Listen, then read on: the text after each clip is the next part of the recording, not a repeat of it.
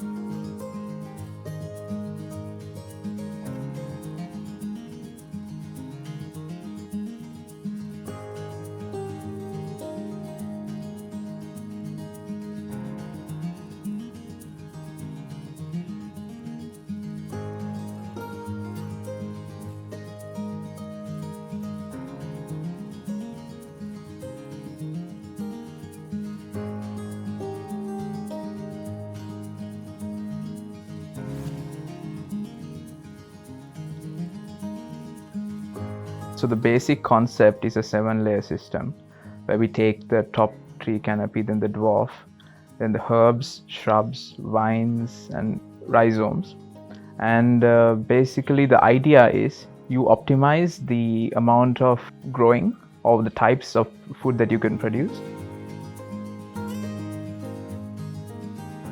So I'm hoping to expand the land extent because I wanted to do it as a trial during this season. It's quite successful.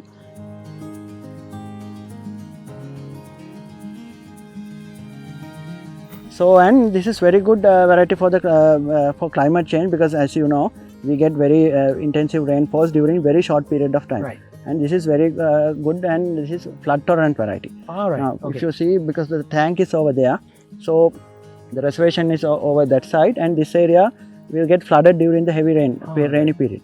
So this grows over 6 months. So even under heavy rains, even these fields get flooded, it can survive. Right. So now our rain is almost over. Now only start flowering, you can see.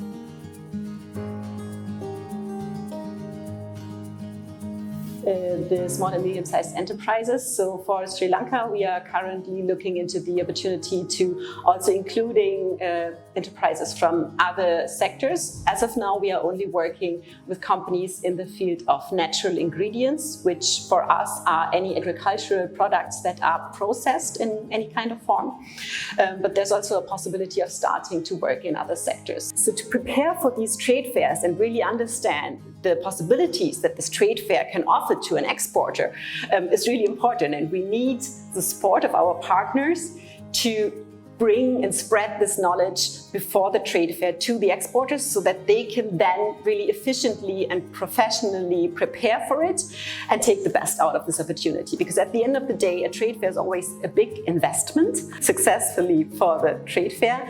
And then we do matchmaking. So we call up importers all over Europe and promote the exporters in our program so that they then can meet at the trade fair with the respective exporters and discuss possible business contracts. This is one very important field for us.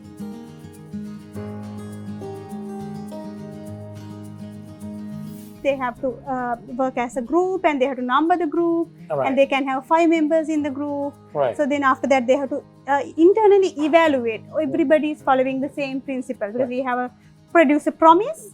They have to sign the producer promise, and then it has 18 norms inside the producer promise. These norms they have to adapt it to their farm, and they have to have proper documentation like a farm map and what they are going to grow, and very simplified process. We have all the documents, we are giving it to them. So then they have to keep the records, and then they have to practice the principles at the farm. They have to, they have to do it.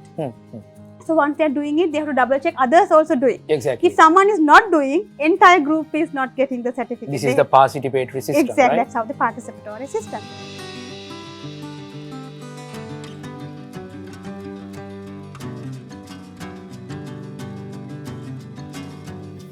The less non-conformities you have, the less problems you have.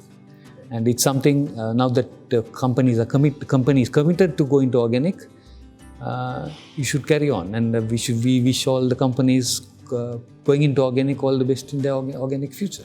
Especially Sri Lanka has a very, very high potential on becoming very successful, and people will build a preference for Sri Lankan spices, for organic Sri Lankan spices.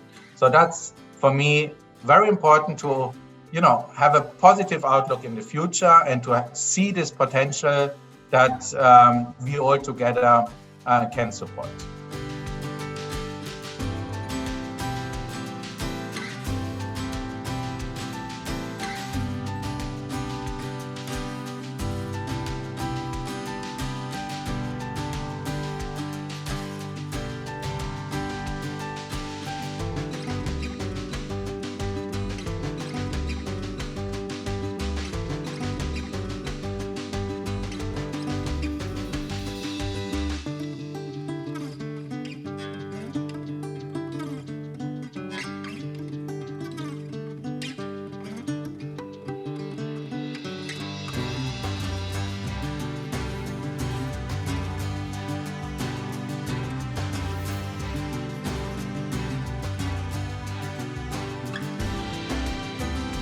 Thank you very much for joining with us. We hope to bring more experts in the organic agriculture sector in the upcoming episodes.